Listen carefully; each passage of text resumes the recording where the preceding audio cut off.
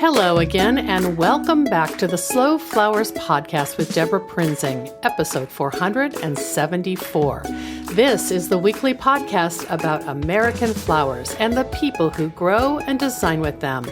It's all about making a conscious choice, and I invite you to join the conversation and the creative community as we discuss the vital topics of saving our domestic flower farms and supporting a floral industry that relies on a safe, seasonal, and local supply of flowers and foliage. This podcast is brought to you by slowflowers.com, the free nationwide online directory to florists, shops, and studios who design with American-grown flowers, and to the farms that grow those blooms.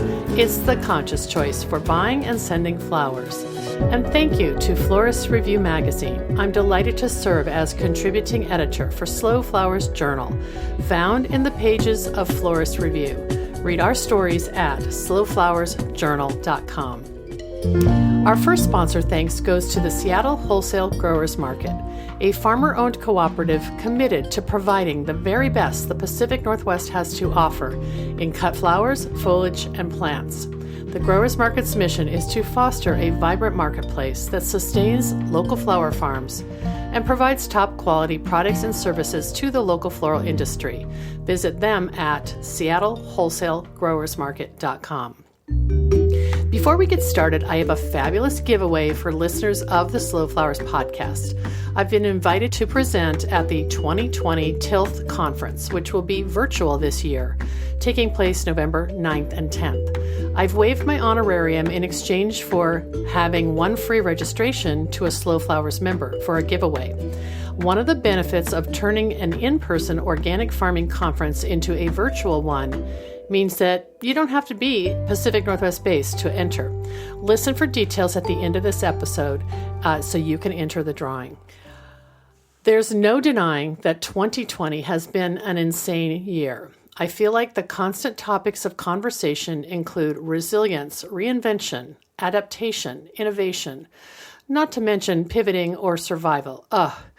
There's also no denying that many of you have, like me, been deeply moved by what's happening in our world, from social and racial justice to saving the planet, as well as keeping ourselves safe from the ever-present threat of contracting COVID.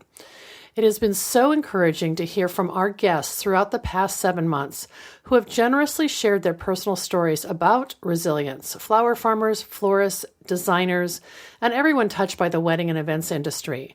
The theme comes through in every episode, and I'm so grateful that the Slow Flowers podcast has been a place to convene these conversations in a respectful and thoughtful environment. The year is not over, especially as those of us in the U.S. are entering the final weeks of what I believe to be a life and death election season.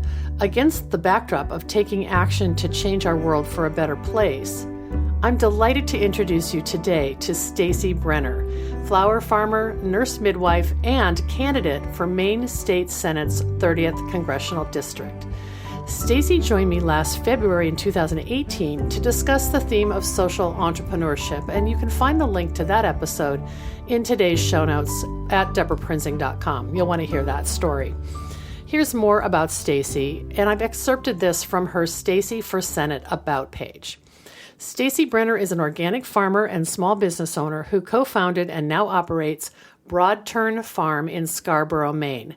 Stacy is a graduate of the University of Arizona, where she studied agriculture and plant sciences. She holds 2 nursing degrees from the University of Pennsylvania.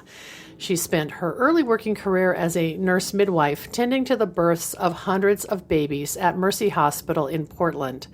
She is a board member of Maine Farmland Trust and board vice president of the Maine Organic Farmers and Gardeners Organization, which has the acronym MOFGA.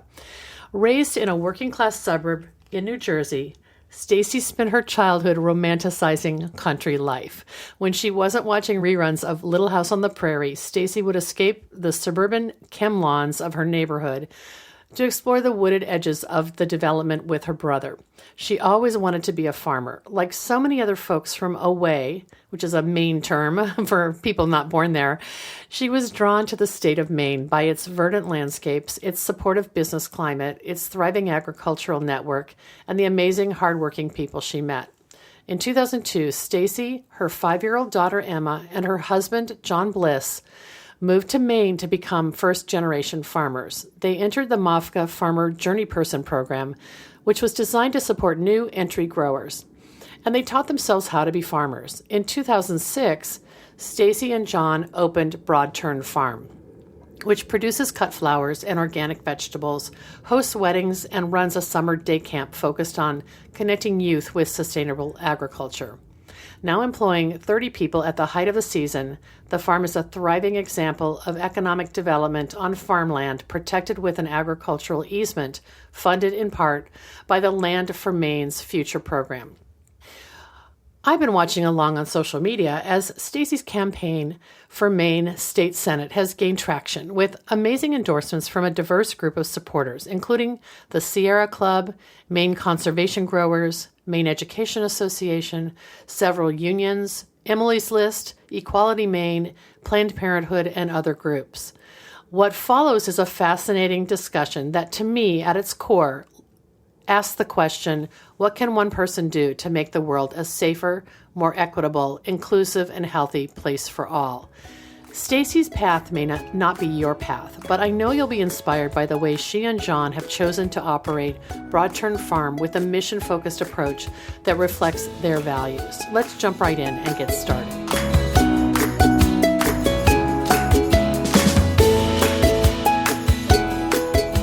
Welcome back to the Slow Flowers podcast with Deborah Prinzing, and I'm coming to you long distance from Broad Turn Farm in Maine, and my guest, Stacy Brenner. Hi, Stacy. Hi, Deborah. It's really great to see you. I should say Scarborough, Maine. That's where Broad Turn Farm is based, right? That's correct. Well, you're a past guest of this podcast, and I don't think, has John ever been on with you? I don't think so. Poor guy. We've left him off. No. He has a bad case of poison ivy right now, so he's a little. Jeez. Oh my gosh! But he's the other strong half of John Bliss, the other strong half of Broad Turn Farm. Well, it's really great to have an excuse to interview you, and you've got lots of news. But I just want to harken back to the fact that I remember meeting you in 2012.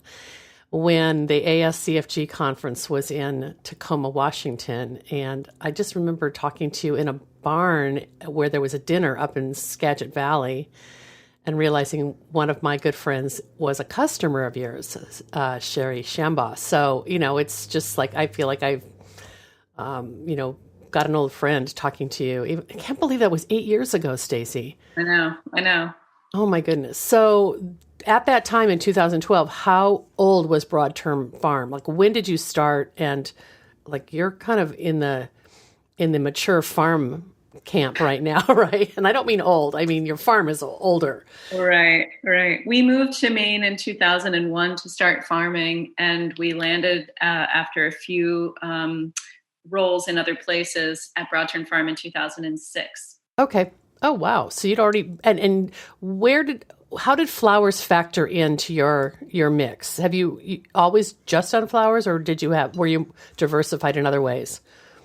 Well, no, we started primarily with produce. I studied agriculture in college, and John and I met over sort of this homesteading dream at a wedding. How appropriate. And so we moved to Maine and threw our lot in together. And at the time I was a single mom. I had a daughter already, and I had just finished graduate school, my nursing graduate degree in nurse midwifery. So we moved to Maine to farm through the MAFCA Journey Person program. And we were really guided by this social justice mission to feed people and to run a business that was essentially a social entrepreneurship that would really engage people, planet, and profit together.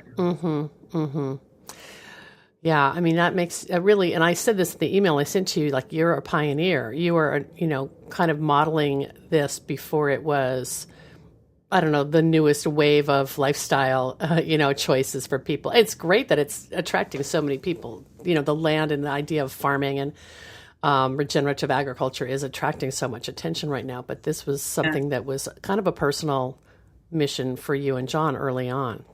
Yeah, and we transitioned to flowers in earnest. Mm-hmm. I was always growing flowers along with the produce. As a plant geek, after a while, the plant families for produce can get a little boring if you Mm-hmm. really just want to like experiment and do interesting things with plants. So the flowers kind of came into the mix. And then when there was a confluence of events around the time that the ACA, Obamacare, came on board, and it allowed us to hold on to employees Mm.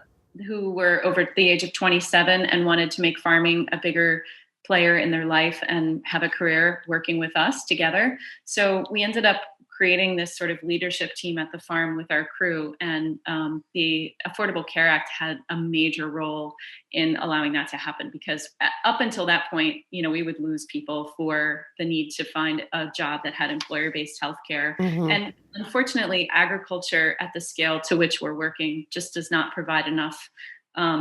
It doesn't generate enough profit for us to provide health insurance for our employees. Wow. Or for ourselves, for that matter. I mean, there were years with that where we didn't have health insurance. So ACA really helped our business a lot. Wow. And so that would have been right around that 2000 and I guess like 15, 14, 13, like when things really started taking off for the flowers. Actually, we got a grant in 2012 to go to Tacoma to that conference. And so, things really started coming together for us at that point. Wow, that's interesting. I'm so glad you brought up the Affordable Care Act, because it shows the ripple effect of, what seemed like really, individual, individual benefits really affecting small businesses as well. And you were able to then offer more of a career track to people who wanted to learn farming as a business from you and John.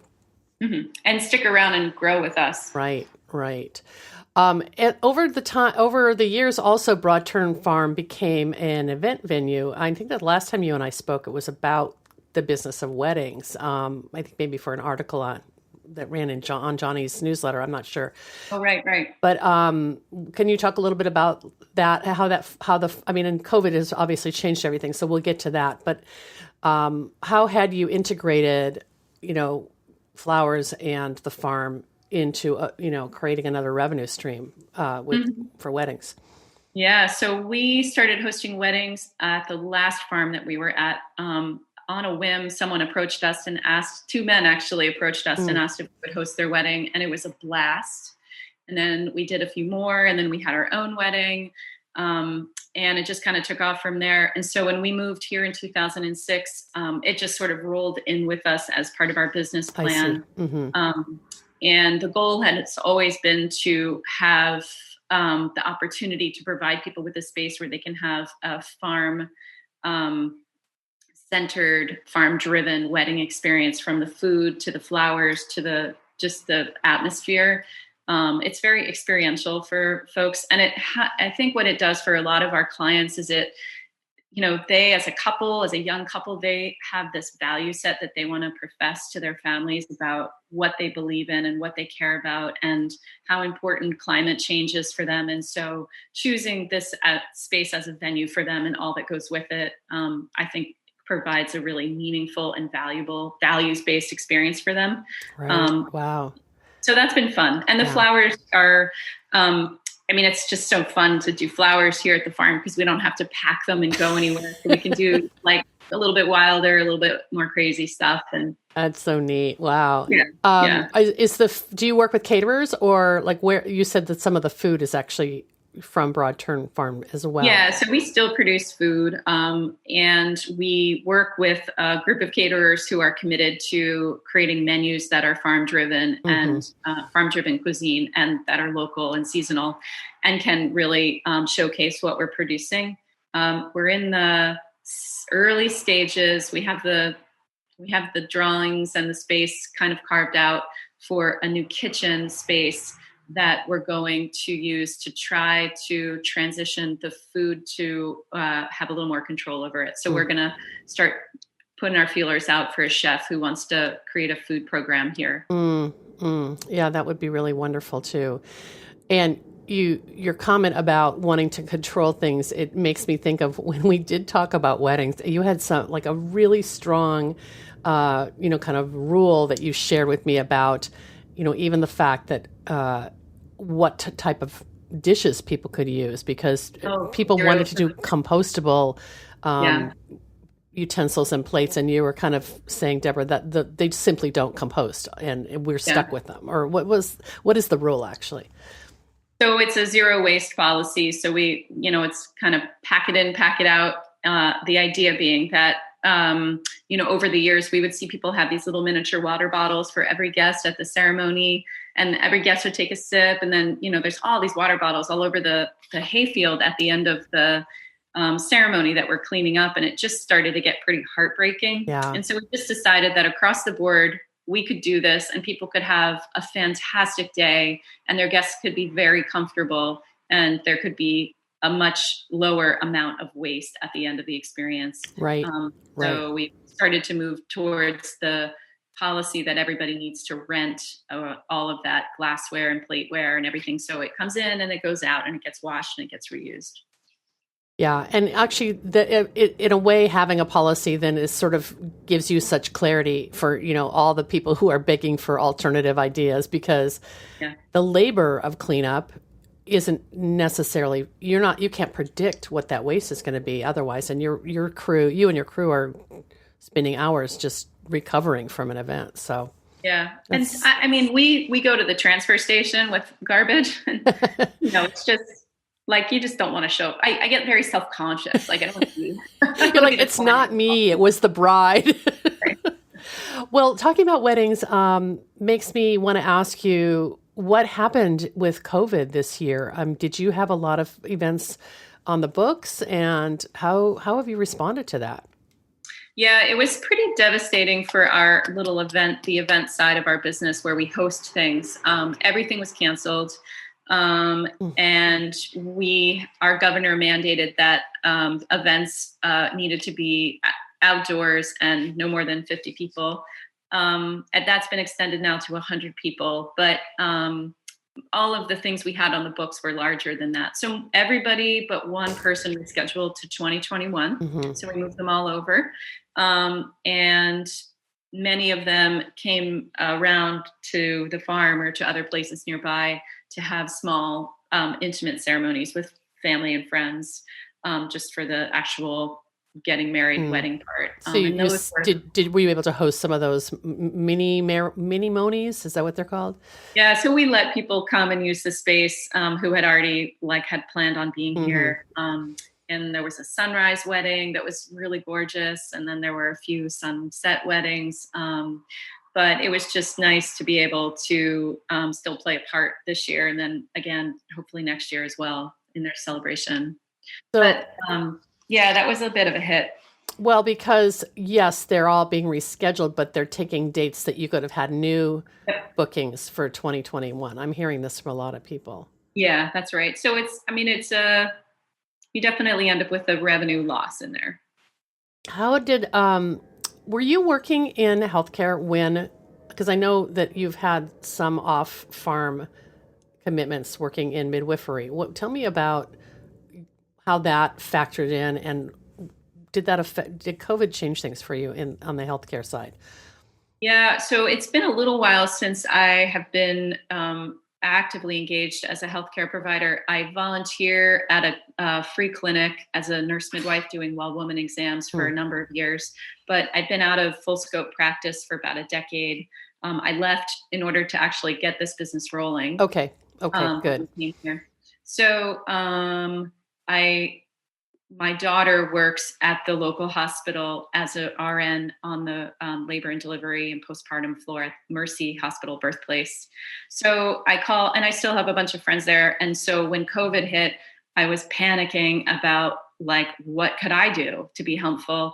And so I called my friends over there and said, if there's a shortage, if you hit a wall, let me know. Well, it turns out that there's always a nursing shortage, but particularly in spaces where there are specialty skills that are hard to learn I mean, they're not hard to learn, but it's hard to just jump in and be helpful if you don't already know what you're doing. Yeah. So they rolled me in, and it's been fantastic. I love Really? being there.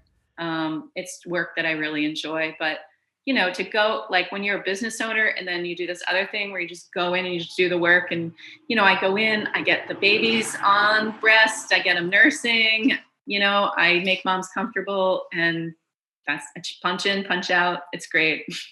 Kind of joy inducing to think. It's great. You have a big Yeah. smile on your face, but also your daughter's working there. So how beautiful Mhm. that you get to see her more It's often, really and fun. that's Yeah. great. So are you continuing?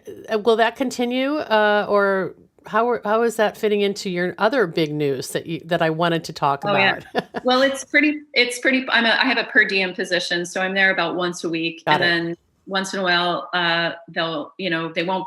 Birth is one of these things where if they're not busy, they put me on call, and if they're busy, sometimes they'll call on a day when I'm not scheduled and ask me to come in. Sure. So I try to be as flexible as I can. And in this, as we move through our season, now that we're in the fall and the frost has happened, it's a little bit easier to be flexible.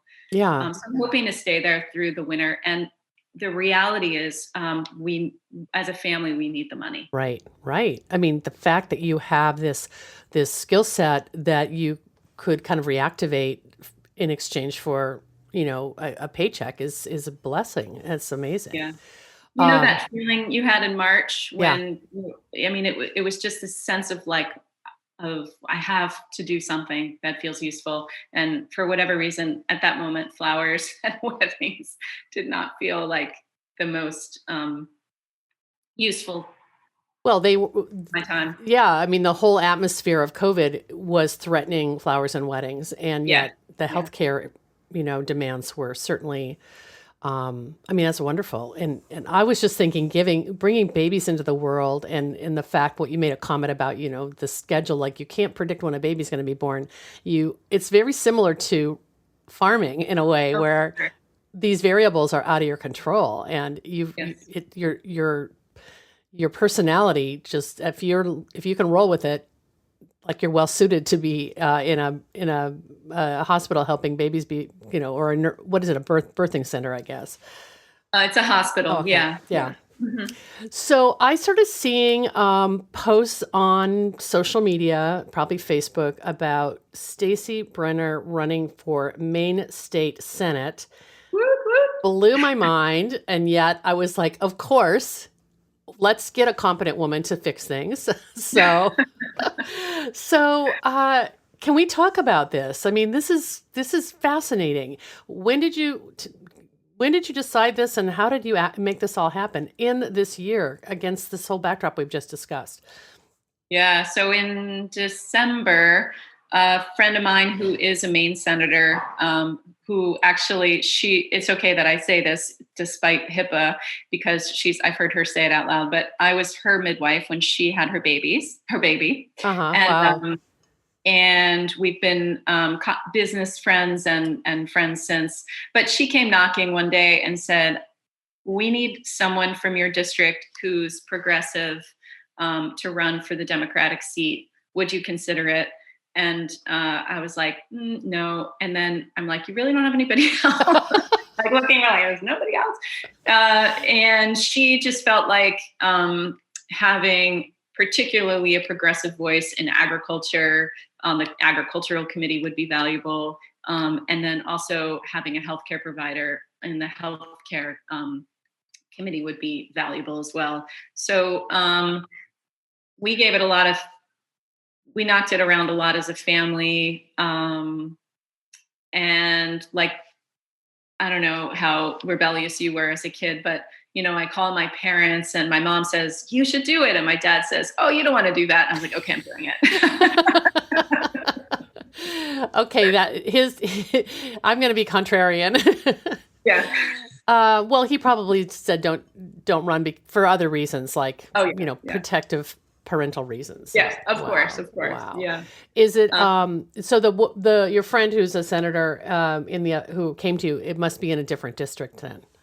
Yeah, she's in Portland. And so, as I started talking to friends and thinking about it, by January, we decided that, yeah, we could do this. And at the end of the day, like, what are you going to tell your kids when they're like, where were you, mom, when the planet was burning? Or where were you, mom, when they were eroding our reproductive rights? Like, what am I going to say? I was watching Netflix and drinking wine. I mean, I do those things, but I can't, like, I got to do something.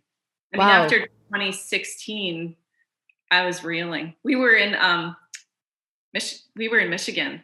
We were, in fact, it's so weird you say that, because last night, we're recording this on September 30th, the day after the first presidential debate, and I texted Julio Fritas at the Flower Hat, and I said, oh my God, I remember vividly sitting in the lobby of that hotel in Grand Rapids, Michigan, talking to you on election night, and I'm just getting these horrible flashbacks. And yeah, that's right. We were together in 2016 at ASCFG.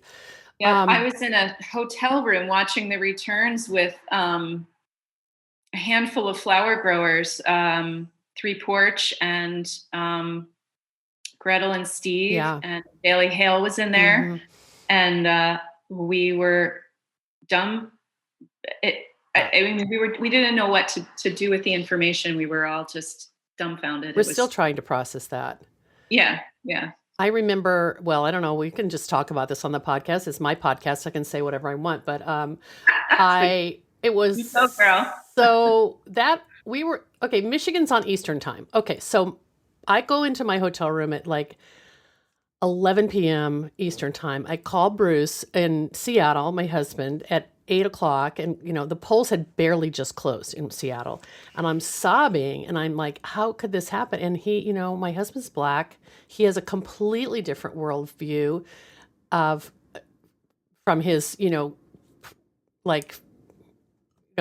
wife who's, lived with white privilege her whole life. And he's like, what did you expect? Like, of course people were going to vote for the antithesis of Barack Obama. And I was, I'm still, like I said, I am still trying to process that. So good for you to say, stop talking about it and do something. Right. And so you actually announced that you were running for state senate prior to COVID then. Is that correct? In our district, yes. We had a little party in January, and then we had our caucuses in March, and we had our primary in March. And actually, the last public thing I did was go to our caucuses and speak publicly, and then everything shut down.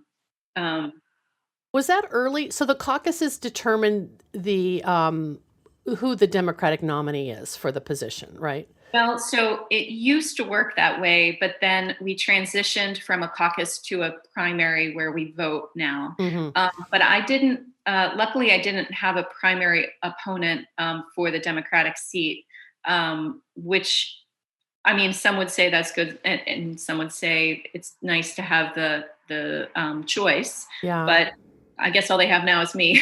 Well, also it gave you a longer, ramp up time. Like you could really get your legs under you and figure out, what you wanted to say to people over, with your advisors and with your committee and all. So right. So wow, okay, so we're coming up on like less than 5 weeks away from the election, and are you running against an incumbent, or what's that all look like? No, the incumbent is retiring, and she's a fantastic woman, Linda Sanborn. She and I actually used to work together. She's a family physician, and she used to do deliveries at the hospital, so we would cross paths there as colleagues. Wow. And I have great admiration for her, but I do have a Republican opponent in the general. Okay. And so how is Scarborough considered a suburb of Portland, or are you farther outside of Portland? Yeah. So the district is sort of the next district over from Portland. There's about 30,000 voters per district in Maine for the Senate districts. But there is quite a bit of open land out here in terms of what could happen agriculturally and what has happened and is happening. But I would say most people would look at the region as a suburb of Portland, and most folks before COVID would drive to work I see. downtown. Yeah, yeah. So I'm sure you have a mix of that agricultural type of farming voter, maybe a little more conservative, I don't know, and then this sort of suburban voter who's, maybe more, white collar. How do you connect with the 30,000 people and share your vision for the district and for the state? Well, great. That is a great question. And I think we're trying to figure that out. Normally, these down ballot races in Maine are run by knocking on doors and connecting one-on-one with voters. Our campaign has opted not to do that because of the risk of spreading COVID. And so we're phone banking, and we're doing lots of postcards and mailers. So it's a little different than I had anticipated. It's a little harder to reach people. We're trying a pretty aggressive social media campaign. And so hopefully, yeah. And then the signs all just went up, which that's a weird, driving around and seeing your name around town is kind of weird. It's kind of old fashioned in a way. Like that's maybe what people saw before there were even telephones. So, Right. It's wow. It sounds like you have a lot of volunteers who are supporting you with the phone calls and like people who really want to see you in this seat. And I can understand why. I mean, if you are so principled and you have such a personal mission for progressive values that it's encouraging to know that you are running and that you are a female. I mean, even that is just, I don't know what the makeup is of the Senate in Maine, but it's wonderful that I hope that it's successful for you. I mean, it's just what an experience. Yeah. Right now, the Senate and the House and the governor seat are all Democratic. Mm-hmm. That's the first time in a while. We had a pretty conservative governor for quite some time.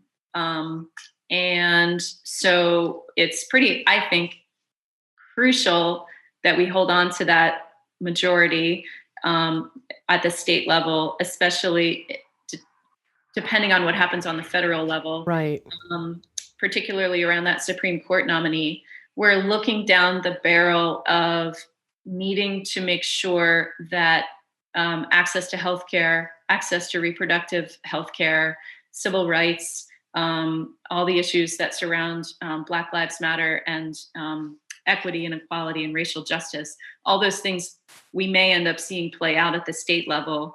And so it's extremely important that the down ballot races are bringing as many progressive folks into the state houses around the country as possible, so that when the Supreme Court transitions to a much more conservative space, which I don't want to admit that we're heading there, but I feel like if we don't, we're being naive. Right.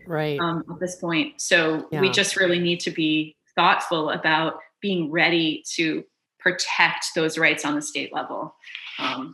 And the fact that there's Democratic leadership in the state, does that kind of reflect maybe a general shift in demographic, or? Fingers crossed. Okay. Yeah. I mean, so Maine is so interesting. It's about 1.5 million people statewide. It's very small. It's a large geography with a small population, a much older population. It is there's a slightly higher number of Democrats registered than Republicans. And then there's an enormous group of undeclared voters, party undeclared. Mm-hmm. In our district for the Senate seat here in Scarborough, Gorham, and Buxton, it's the new residents to town have been registering more frequently as Democrats. Mm-hmm. So that's reassuring. Mm-hmm. And then we're looking at the number of people pulling absentee ballots, and we can see that they are, there's a higher number of Democrats pulling ballots. So that's helpful to forecast. But there's no polling really in down ballot races. And I'm running as a clean elections candidate which is a state-specific program for folks that want to run elections where there can't be any outside. I can't receive any money from any outside organizations. Okay. So I can collect 530 $5 donations from my constituents only, so folks that are registered to vote in my district. And then the state disperses a sum of money to me to run my campaign. And so that's nice because that cycle we're finished with. We were successful raising the money we needed to raise from our community. $535 donations. That's right. That was your cap. That's it. So Slow Flowers can't write you a donation check. I'll figure something else out, Stacy. But I'll give you a list of Senate candidates that need. Absolutely do. Yeah. Wow. Yeah. Oh my goodness. So, is your opponent running on the clean election?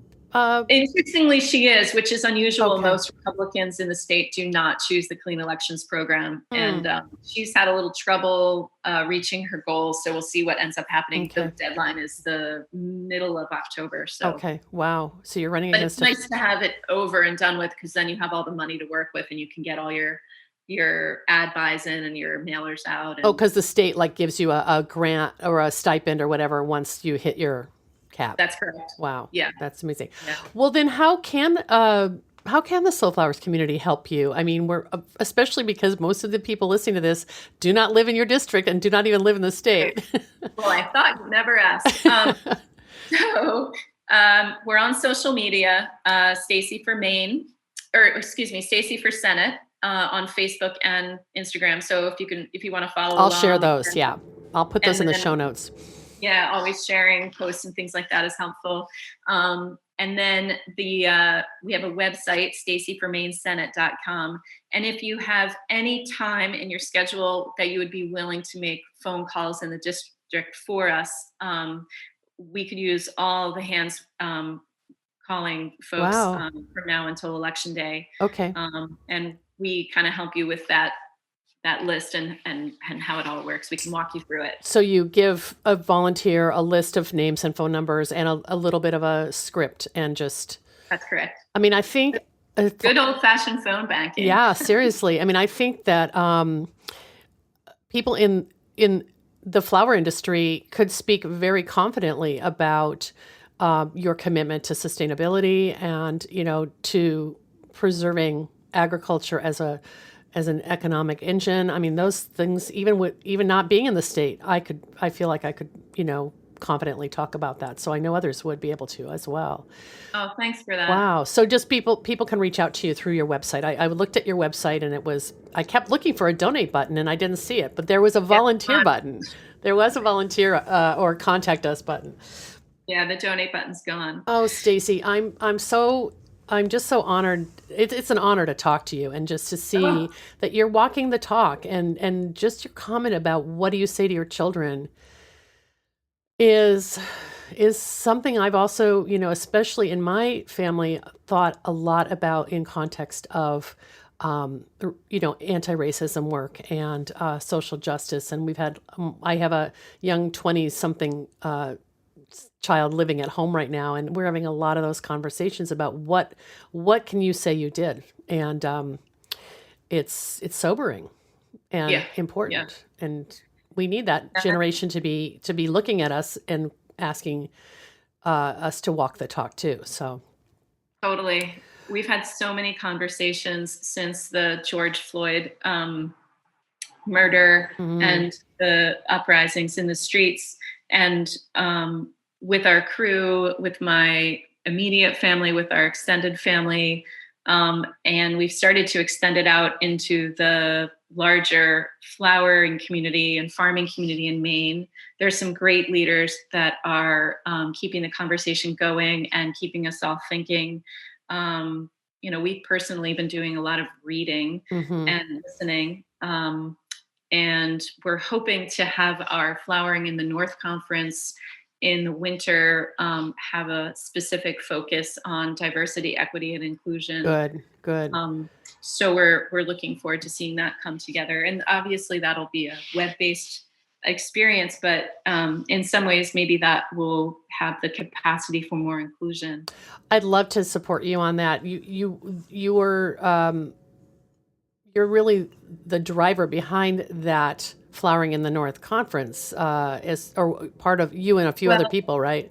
Yeah, it's a very strong team. I'm one of it's like a stool with a bunch of legs. I'm just one of the legs. Yeah. Carolyn Snell, who was our Northeast regional rep, and Elena Robbins, who works here with us at Broad Turn, and then our cooperative extension group from the university, Jason Lilly, and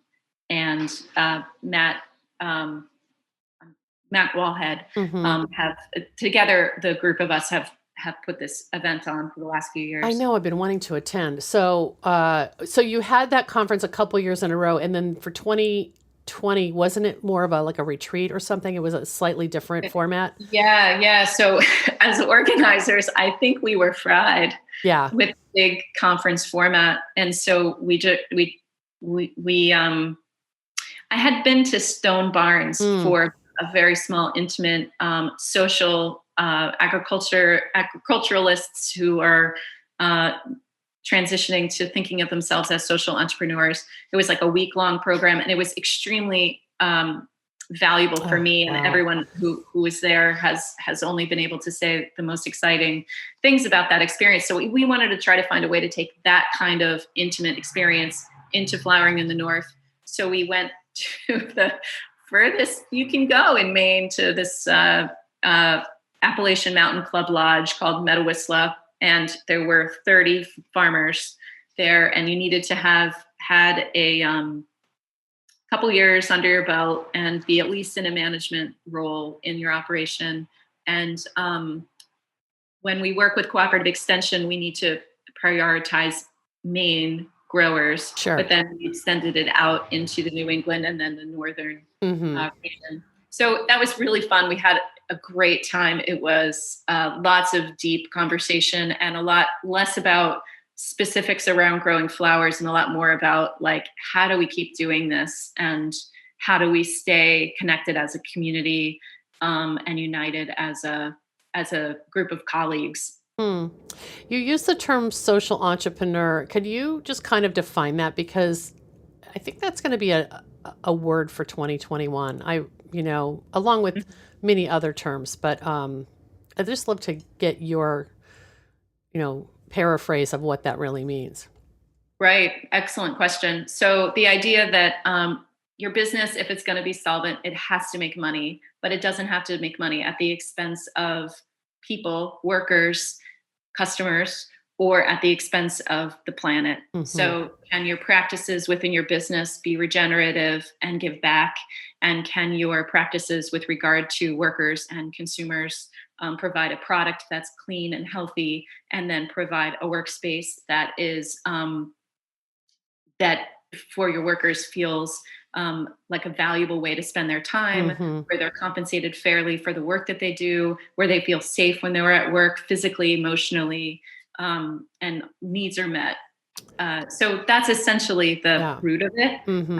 It's basically like a business that has values, right? That they then live by. Yeah, and you hear that term with mission-driven business is probably Yeah.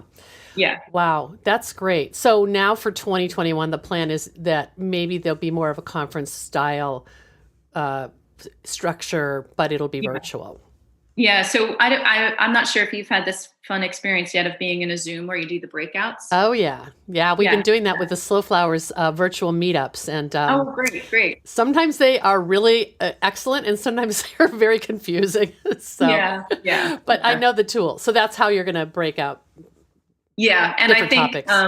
The group of us, it's like, okay, we're going to do this, but none of us have had the bandwidth yet to have the next meeting where we start to put it together. It'll happen. So, yeah.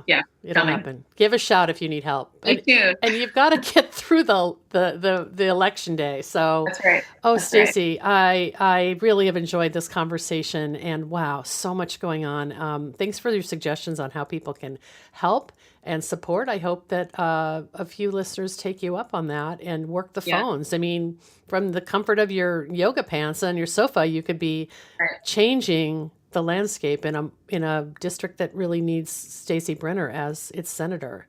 And getting involved in the down ballot races of progressive candidates in your own community and getting, showing up at those meetings. They're not like really interesting. Yeah. It's not a meeting where you're delighted to be there, but it's the way that the work gets done, and it's how we move forward and fill the state house with progressive ideas and progressive capacity. So, any way you can sign up to do the work of getting those people into office or keeping them in office once they're there. It's the true definition of grassroots politics, really. Yes. It's the trickle up that then gets the leadership in the pipeline for larger positions in the future.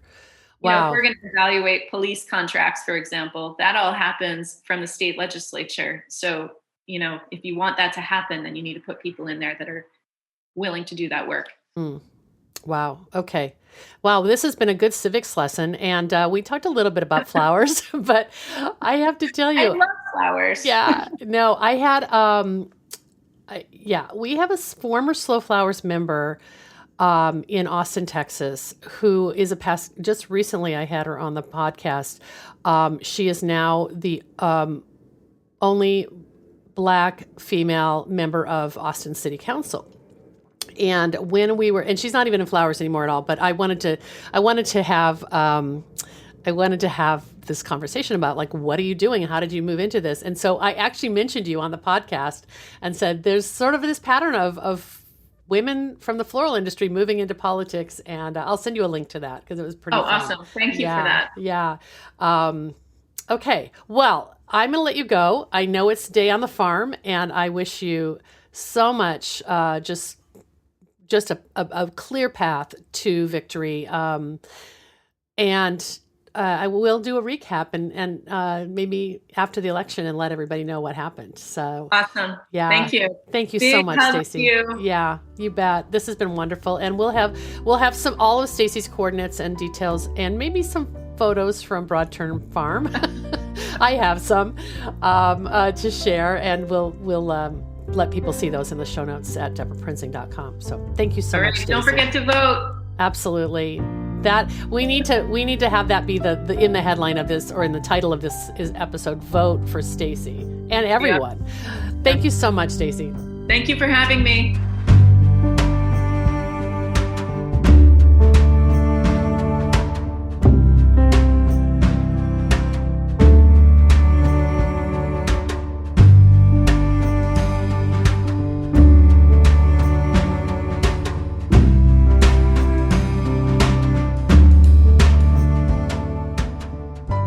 Thanks so much for joining me today. I was struck by Stacy's comment, "What are you going to tell your kids when they ask, 'Where were you, Mom, when the planet was burning?' Am I going to answer, 'I was watching Netflix and drinking wine'? I've got to do something." Well, that hits home. Stacy's strengths rest in her dedication to building meaningful relationships with people in her community. She understands that the first step in creating connection is by listening to the concerns of constituents. She promises that when elected, she will collaborate and engage with local community members to help build a strong, inclusive, prosperous Maine. Let's wish Stacy all the success, and do check out her campaign website for volunteer opportunities. I'll also share her social places so you can just follow along like me and root her on. Our next sponsor thanks goes to Longfield Gardens, which provides home gardeners with high-quality flower bulbs and perennials. Their online store offers plants for every region and every season, from tulips and daffodils to dahlias, caladiums, and amaryllis. Check out the full catalog at Longfield Gardens. That's longfield-gardens.com. And speaking of Longfield Gardens, you're invited to join me this coming Friday, October 9th, for our October Slow Flowers member virtual meetup.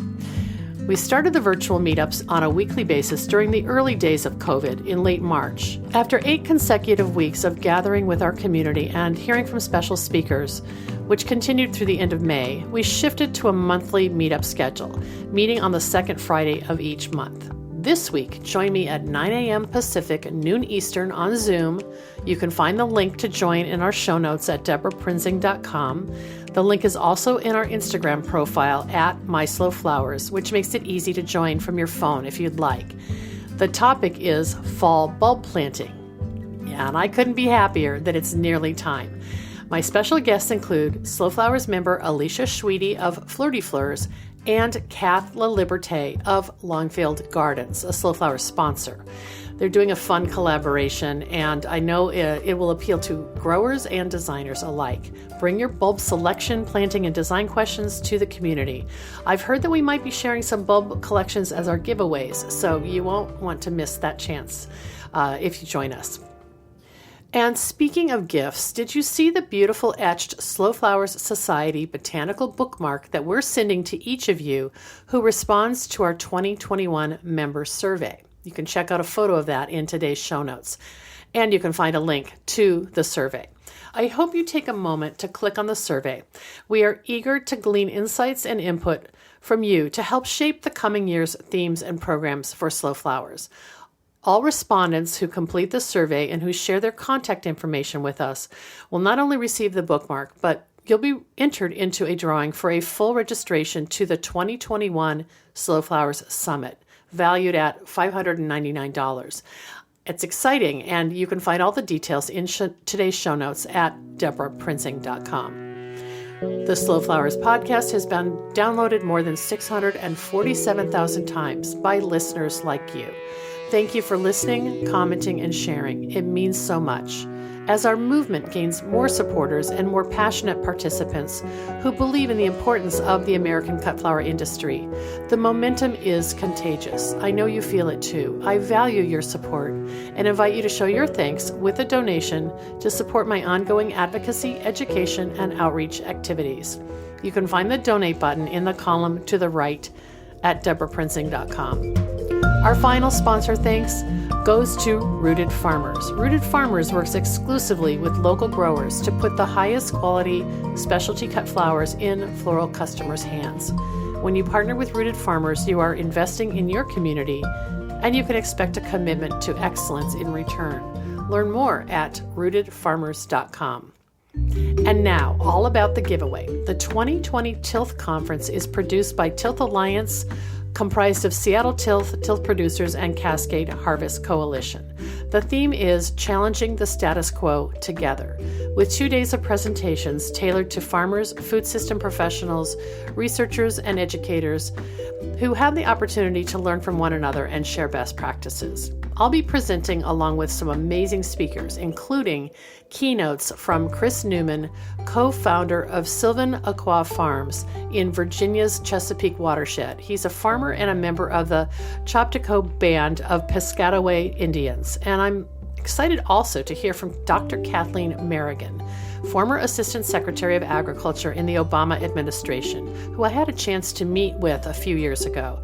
She's really fascinating. Check out the program and find more details in today's show notes. To enter our giveaway drawing, please comment in the show notes for episode 474 at deborahprinzing.com and tell us the one thing you are doing in your floral enterprise to address climate change.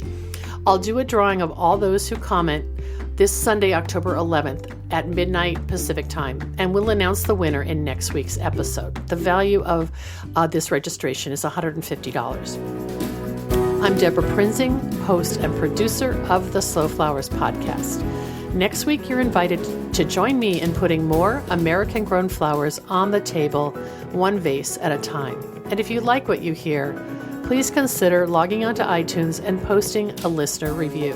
The content and opinions expressed here are either mine alone or those of my guests alone, independent of any podcast sponsor or other person, company, or organization.